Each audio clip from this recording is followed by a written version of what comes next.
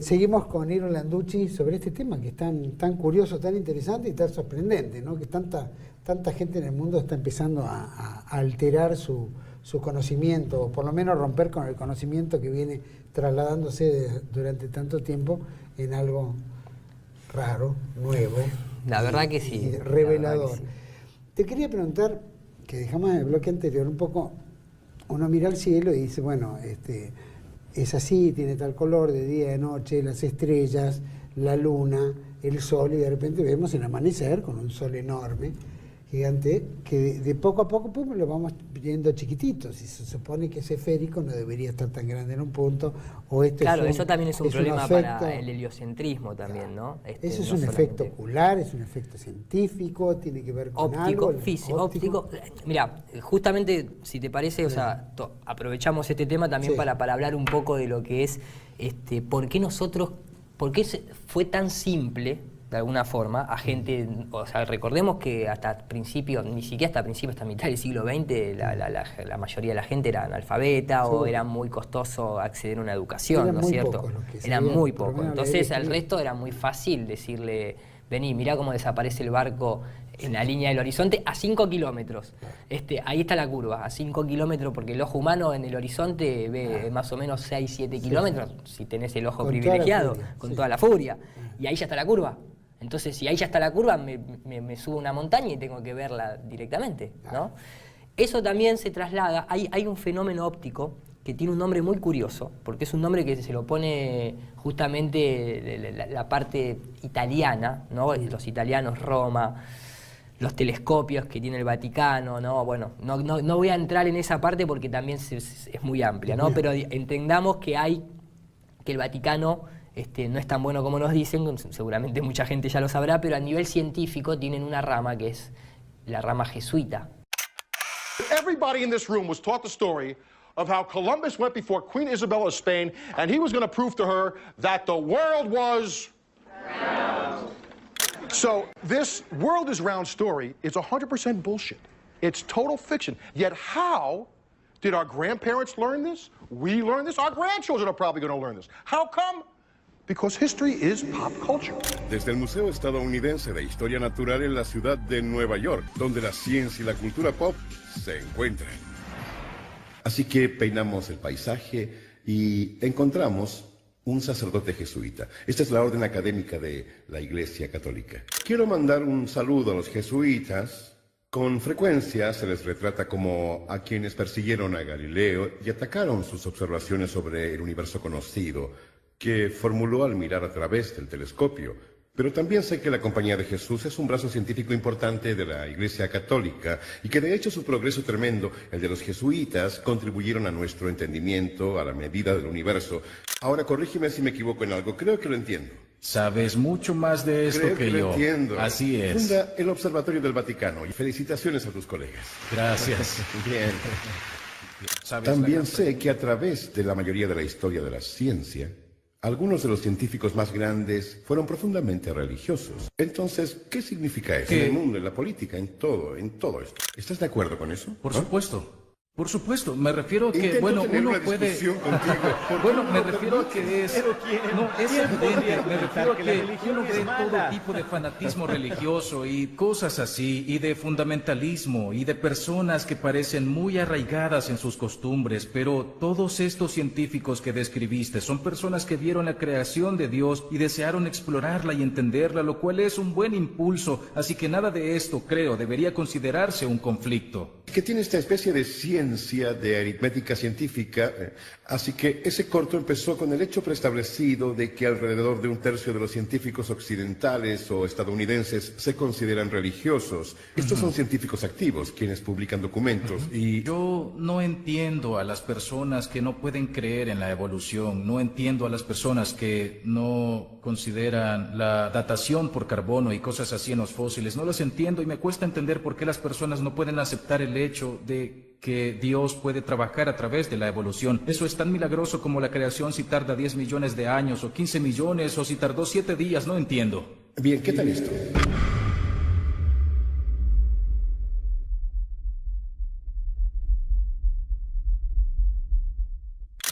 que son los encargados de las universidades actualmente, que fueron los que plantearon esta cuestión de los telescopios, que tal vez ese jueguito de que Galileo, que nunca lo mataron y lo perdonaron, por algo también fue, ¿no? Hay toda una cuestión, hay una cuestión, aunque parezca extraño, sí lo quiero decir, que es adoración al sol. O sea, todas las religiones en su mayoría hacen culto al sol, hacen culto a Ra, hacen cultura, digamos, ¿no? Desde los egipcios, la gente que duda de esto, simplemente que se paren a 9 de julio, había un obelisco ahí puesto a una sociedad que no nos pertenece, esa cultura a nosotros. Sin embargo, en Washington también, en París también, en España también, en todos lados hay un obelisco, y el obelisco es el falo de Osiris y es la cultura egipcia, y ellos adoraban al sol. ¿Por qué adoran al sol? Porque para vos poder hacer un traslado de coordenadas y decir, relativísticamente hablando, nosotros le damos la vuelta al sol o el sol nos da la vuelta a nosotros, y que todo el sistema más o menos cuadre, tenés que reemplazar al sol por la Tierra y dejar al sol en el centro, porque en realidad vivimos en un mundo geocéntrico. Nadie jamás en su experiencia personal pudo determinar estar girando, jamás vio la curva en el horizonte, no importa si viajó en avión, se subió a una montaña o fue a nivel del mar, como nos quieren decir, que es una ridiculez hoy en día ya pensar que a nivel del mar vas a ver una curva, y tampoco jamás percibió, digamos, o sea, mejor dicho, sí percibe constantemente, si uno mira al cielo, que todo lo que está arriba se mueve. Todo. O sea, el sol se mueve arriba nuestro, lo podemos ver, la luna también. Vemos que el sol y la luna tienen el mismo tamaño, algo que la masonería lo describe muy bien cuando entras a sus templos.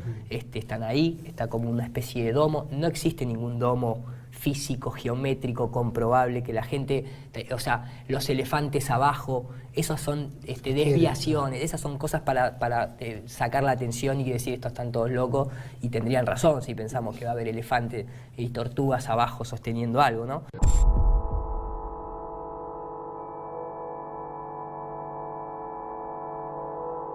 La lucha, tan violenta en los primeros tiempos de la ciencia, entre los puntos de vista de Ptolomeo y Copérnico, sería entonces completamente sin sentido. Cualquiera de los dos sistemas de coordenadas podría utilizarse con igual justificación. Albert Einstein.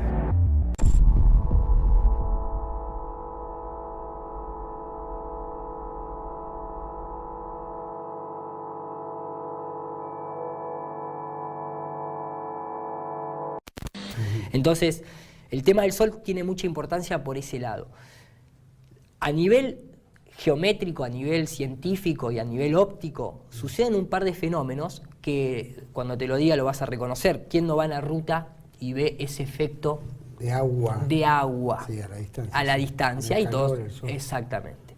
Ese efecto se llama Fata Morgana, que significa hada madrina en italiano. Justamente es una hada madrina porque lo asocian como si fuese un espejismo, ¿sí? O una ilusión, cuando en realidad es un fenómeno óptico, totalmente descriptible, ya reproducible en laboratorio.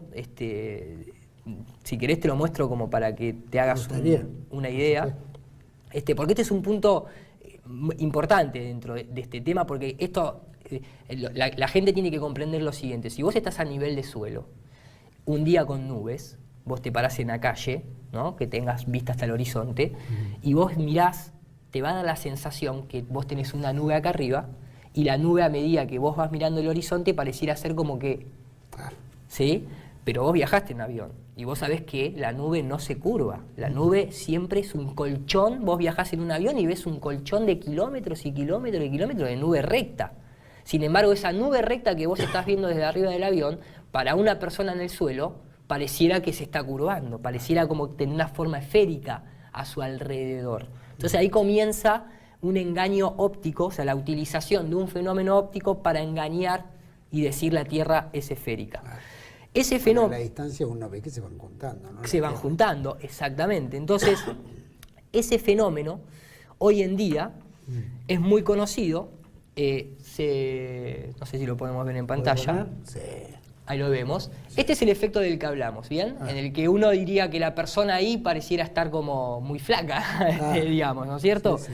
Pero es el fenómeno que cuando uno va en la ruta no le pone ninguna discusión al respecto. Es un fenómeno óptico, te dicen, o una ilusión, como dicen algunos, ¿no es cierto? Ahora, este mismo fenómeno, hoy en día, en laboratorio, es reproducible. Estos son unos nanotubos de carbono. La temperatura tiene mucho que ver en esto. Si hay aire caliente o si hay aire frío, a la distancia, con la acumulación de kilómetros, vos vas distorsionando la vista. Hoy en día ya es totalmente comprobable. Entonces, ¿qué pasa? Cuando se forma un espejismo es porque hay una diferencia entre aire frío y caliente. Se llama espejismo, pero no porque es una ilusión, sino porque se produce un efecto de espejo. Se refleja lo mismo que está abajo hacia arriba, pero poca distancia, no es algo mayoritario, digamos, ese espejismo. El punto es que cuando hablamos del agua, hablamos de esto. ¿Vos qué dirías? ¿Que eso es una nave voladora? Nos invadieron los ovnis, al final tenían razón la agenda alienígena. No, esa es la Fata Morgana. Y ese es el gran problema que está teniendo en este momento el heliocentrismo, porque yo también era heliocéntrico de alguna manera, ¿no es cierto? O sea, ¿quién no cree creer siempre, ¿no? Sí. Que le dábamos nosotros la vuelta al sol, a pesar de ver que el sol se mueve arriba nuestro. Yo, como vengo del mundo de la animación por computadora, utilizo programas que emulan la realidad en un montón de aspectos físicos, geométricos, ópticos. Entonces, en un momento cuando estaba estudiando todo este tema, me pongo a hacer una simulación basado en parámetros de la realidad, digamos. Y lo que vemos acá, bueno, este es el programa que yo utilizo, se llama Cinema 4D. Lo que vemos acá es lo que estaría haciendo en este momento el círculo color negro, representa un rango de visión de lo que nosotros solemos ver más o menos hasta el horizonte con un poco más de extensión, ¿bien? Este círculo negro lo que tiene son parámetros de temperatura mapeados por escala de grises, digamos, teniendo en cuenta que la temperatura varía poco, pero varía dependiendo, ¿no es cierto?, por las corrientes de viento, bueno, evaporación del agua, hay varios factores, ¿bien? Pero lo interesante de esto es lo siguiente, o sea, lo que ustedes ven con un rectángulo blanco es la capa de nubes que anteriormente, por ejemplo, veíamos en pleno vuelo, que era totalmente recta, ¿bien? Entonces, lo que yo hice fue mover este objeto, que sería el Sol, de manera lineal, recta, sin que subiese o bajase, simplemente de forma lineal, ¿bien? Entonces, el punto acá a tener en cuenta es justamente eso, el Sol no cambia de altitud. Lo que nosotros vamos a ver es una simulación sin que el Sol cambie de altitud. Entonces, cuando uno procesa estas imágenes, lo que va a ver es que se ve, ¿no?, la fuente de luz claramente iluminando el sector en el que se encuentra, ¿bien? Cercano al observador, digamos. A medida que yo alejo el Sol de forma lineal y a la misma altura, podemos ver esa diferencia a través de la capa de las nubes, en donde pareciera estar iluminado atrás, en la línea del horizonte, ¿bien? Ahora, ¿qué pasa? Cuando una cámara hace zoom, vamos a ver ahora a continuación, el tema es que si uno simula los parámetros atmosféricos, ahí estoy haciendo zoom, por más que el objeto de luz esté sobre nosotros, ahí pareciera que el Sol y las nubes quedan cortadas en la línea del horizonte. Sin embargo, vemos que el Sol siempre tiene la misma altura. Esto confunde muchísimo al observador, creyendo de que tal vez el Sol se está poniendo y no alejándose. Ahora, el tema es que una cámara, cuando hace zoom, obviamente va a tener pérdida de registro por una cuestión de perspectiva, sumado a este fenómeno llamado Fata Morgana, ¿bien? O variación en el índice de refracción. Acá, por último, lo que podemos observar es cómo en la realidad, cuando nosotros vemos este tipo de efecto, que anteriormente lo mostrábamos, no es que el Sol se está poniendo o que las nubes se están poniendo con el Sol, es simplemente una cuestión de perspectiva, simplemente una cuestión de que el Sol siempre está arriba nuestro, obviamente, pero se aleja.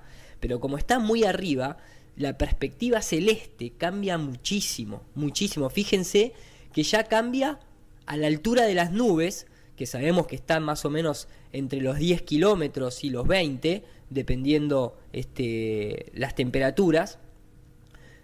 ya se cortan en el horizonte. Imagínense el Sol que está a un par de miles de kilómetros.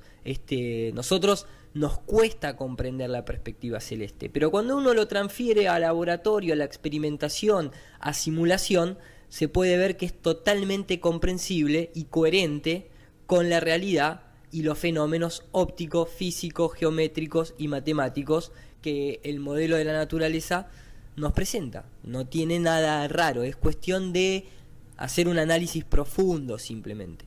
Este mismo fenómeno óptico, esta misma limitación óptica de la difracción de la luz, es también por lo que no se puede ver las mismas constelaciones, las mismas estrellas en lo que sería, entre comillas, el polo norte y el polo sur. Es una cuestión simplemente de limitación del dispositivo óptico, sea el ojo, una cámara, un telescopio, lo que fuese. Nada puede saltear el límite impuesto por la resolución angular. Para comprenderlo mejor, si son curiosos, porque si no tendríamos que dedicarle un programa entero a explicar lo de Polaris y la rotación horaria y antihoraria, les dejo estos 4 links, estos 4 videos, que si tienen tiempo y quieren más o menos darse una idea, los pueden seguir y les va a quedar bastante claro por qué se produce esa diferencia en cuestiones de las constelaciones y de los giros. Primero lo que tienen que hacer es sacarse de la cabeza de que no tienen que vivir en una esfera para que haya 2 rotaciones distintas, porque el tema ¿cuál es? El tema es que nosotros vivimos, entre comillas lo digo, dentro de esta burbuja de difracción que se produce a través de la atmósfera, del vapor que hay en el agua de la atmósfera.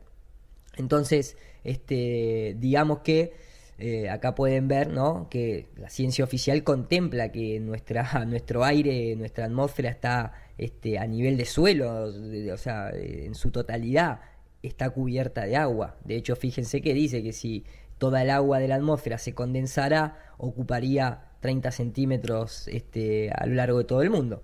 Eso produce una lente, eso produce un aumento, y eso produce que la luz se difracte y se pierda la resolución. Cuando ustedes comprenden eso, pueden pasar a comprender por qué se produce un giro horario y antihorario. Y después de eso, bueno, si quieren también pueden comprender un factor fundamental, que es entender lo que son los rayos anticrepusculares, tanto del sol como de la luz en general, ¿no?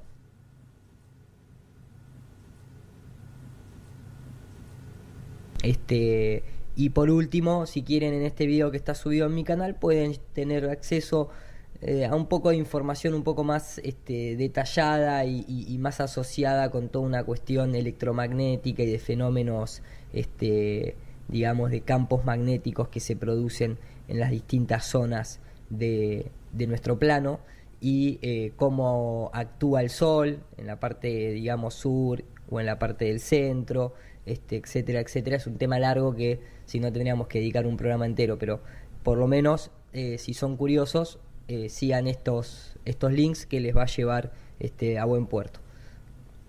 O sea, ¿quién no cree que creer siempre, ¿no? Sí, sí. Que le dábamos nosotros la vuelta al Sol, a pesar de ver que el Sol se mueve arriba nuestro. Nunca nos avisaron y nos metieron a adorar al Sol sin siquiera preguntarnos. Y eso es algo que a mí, por lo menos desde el paradigma científico, me molestó mucho, y mucha gente también creo que le ha pasado lo mismo, sentirse engañado a ese nivel. Cuando se habla de esto también se habla, y acá podés ver cómo pareciera ser que la isla que está de fondo va como desapareciendo, parece que se eleva, después vuelve otra vez a aparecer, y estos son fenómenos que la gente quiere discutir diciendo que en realidad lo que está sucediendo es que la ciudad está por atrás de la curva. Y no, hay un fenómeno que lo describe y se llama Fata Morgana. Entonces hay que dejar de creer que las cosas a nivel suelo desaparecen por una curva.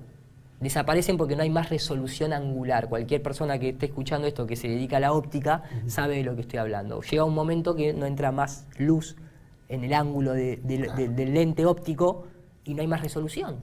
Cuando uno usa un catalejo o un telescopio, cuestiones por el estilo, puede distinguir más de que 20 kilómetros, 30 kilómetros más. Es una cuestión, sí, mira, es una cuestión interesante esa. ¿Por qué? Porque como nosotros hemos sido adoctrinados en creer que cuando miramos hacia el cielo estamos viendo millones de kilómetros de distancia, es complejo analizarlo desde una perspectiva coherente, porque si yo agarro un telescopio, ¿sí? No hablemos del nivel de suelo porque todo el mundo sabe que hay smog, justamente por eso no se podría ver la curvatura, claro. y por eso justamente las cosas desaparecen, porque hay densidad atmosférica, lo dice hasta el servicio meteorológico.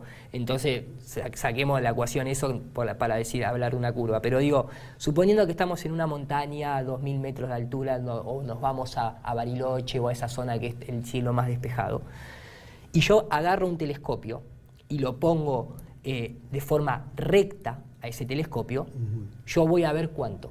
O sea, si yo enfoco desde una montaña, vamos a 300 metros, por decirte, enfoco un edificio, no voy a poder ver desde Bariloche hasta Buenos Aires. De hecho, no voy a ver ni siquiera de Bariloche a lo que es la zona cercana. ¿Bien? Entonces, pareciera ser que el telescopio, que ya no son iguales que antes se usaban telescopios ortográficos que tenían varias lentes internamente que llegaban mucho más, pero pareciera ser como que ya no tienen la misma potencia. Well, Mr. Bradbury, this looks like a conventional telescope, but I gather it isn't. No, it's far from being a conventional telescope because it isn't split up in the lenses. Most of the lenses in this telescope are at the eye end. Down here, the you mean? eyepiece end, yes. Yes, there's only one object lens at the other end. What's the purpose of having so many lenses? Well, you can't get the power without. You must have the power to bring the object very much closer. With a conventional telescope, you can't do that. I would have thought that every time you passed a beam of light through an extra lens, you'd lose a bit of light. Yes, that is so, that you do lose light. But looking at objects in the sky, you don't need to lose it. Looking at your map of the Earth, it looks to me as if you've got the North Pole in the middle and all directions are south. Is this correct? Yes, it is correct in that method. Entonces el tema es, yo pongo un telescopio, apunto de forma horizontal. ¿Cuánto veo? ¿50 kilómetros? ¿40? Recordemos que los telescopios se miden como cualquier lente, en X, porque no acerca la imagen, agranda la imagen. Por eso se habla de X y no de metros o kilómetros cuando uno va a comprar un dispositivo óptico, ¿bien? Ahora, cuando apunto para arriba, ¿cuánto veo? Si yo en forma lineal veo, vamos a suponer, 40, 50 kilómetros como mucho, cuando apunto para arriba, ¿estoy viendo realmente a trillones de años luz?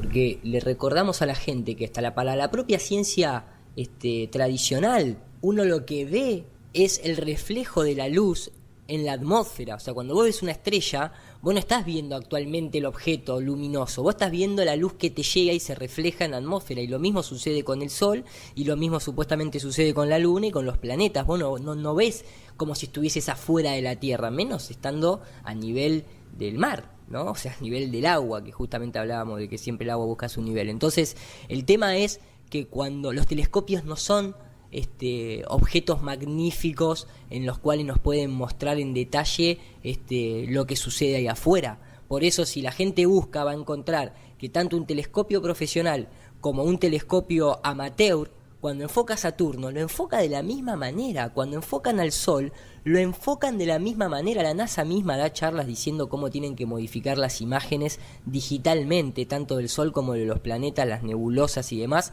porque, es más, está la famosa frase que se conoce dentro de esto que que es la Tierra no esférica, cuando el propio empleado de la NASA dice, tiene que ser Photoshop, sí o sí, no queda otra.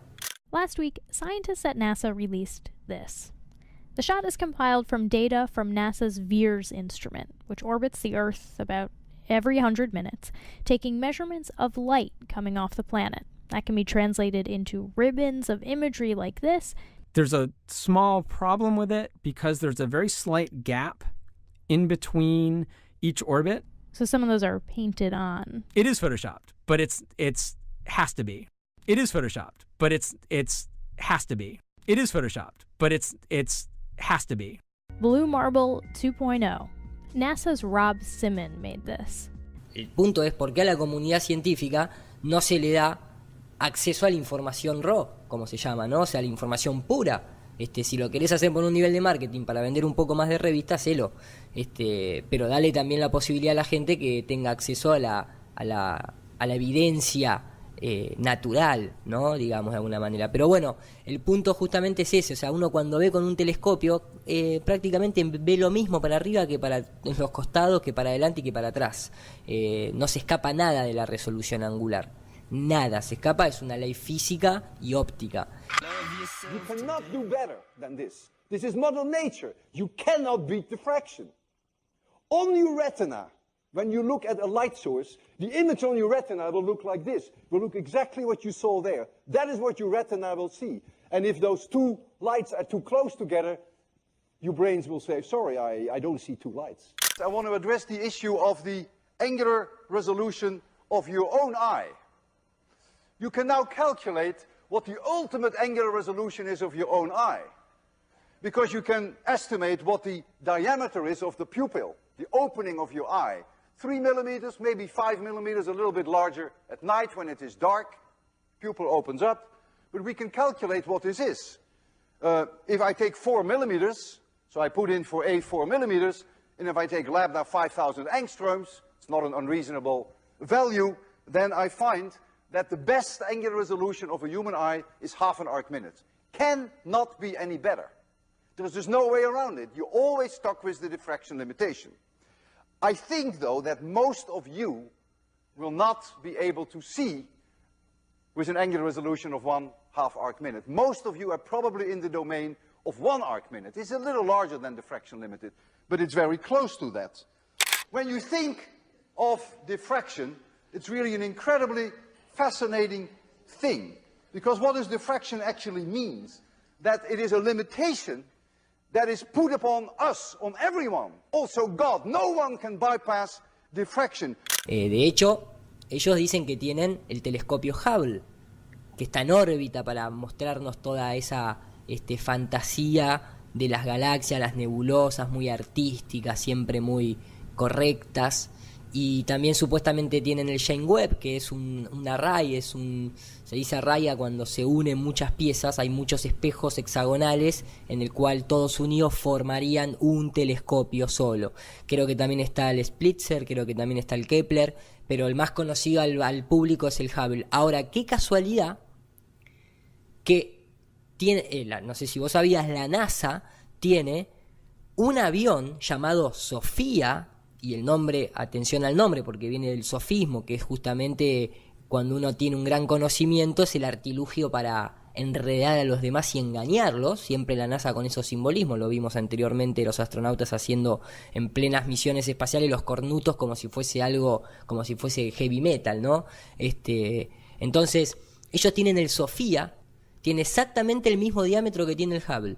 Costó lo mismo que costó el Hubble. Tiene las mismas capacidades que tiene el Hubble.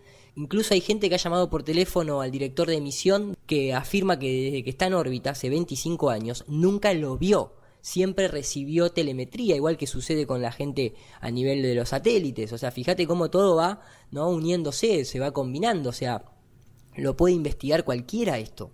Y aunque la gente no conozca, justamente ahí en el cielo tienen toda esta tecnología porque existe también la Fata Morgana. Es lo que vos crees cuando titila una estrella.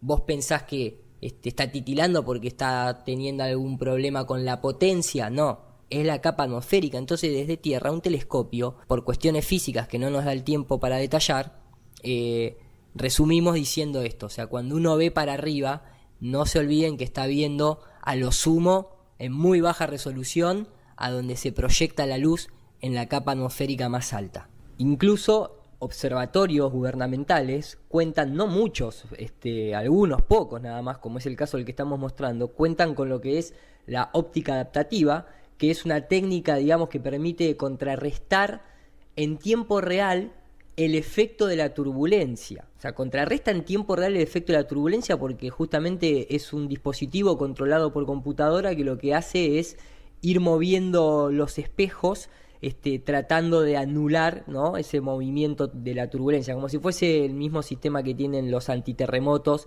que intentan igualar la vibración que están sufriendo e invertirla para que quede en equilibrio. Esto sería una cosa similar, pero a nivel Fata Morgana, ¿no es cierto? Pero eso es lo que hace en tiempo real, el movimiento, controlar el movimiento. Ahora, la resolución que da no deja de ser un punto blanco de luz intenso.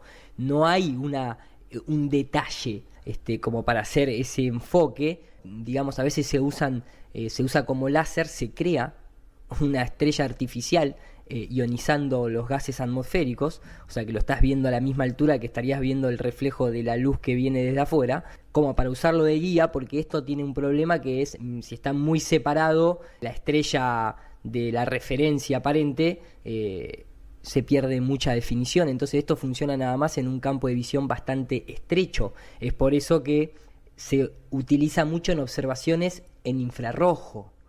Pero bueno, como les decía, esto es un tema bastante amplio que hay que profundizar. El punto es que también tengan en cuenta que lo que se denomina astrofotografía profesional, ellos también confiesan, digo confiesan entre comillas, que hoy en día se puede ver más detalle en ciertos objetos celestes como planetas, no por una cuestión literal de las lentes, sino porque vienen integrados con un procesamiento digital como para darle en tiempo real ese procesamiento de mejoría de imagen, pero siempre partimos de una imagen blureada, no como una cámara de fotos como la famosa Nikon P900, pero entendamos que los telescopios de ahora no tienen la potencia ni la configuración de ciertos telescopios que con eso se vería mejor.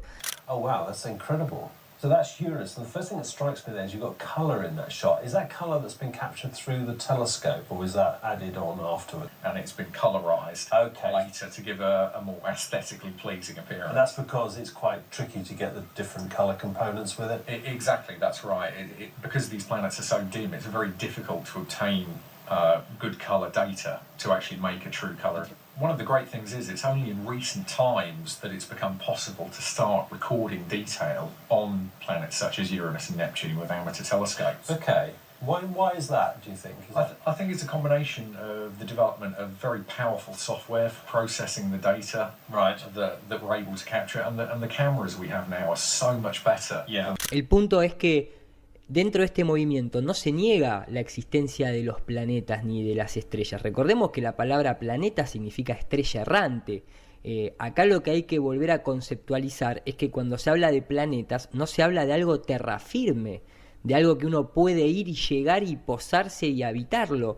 Primeramente porque no está comprobado, ni siquiera llegamos a la Luna.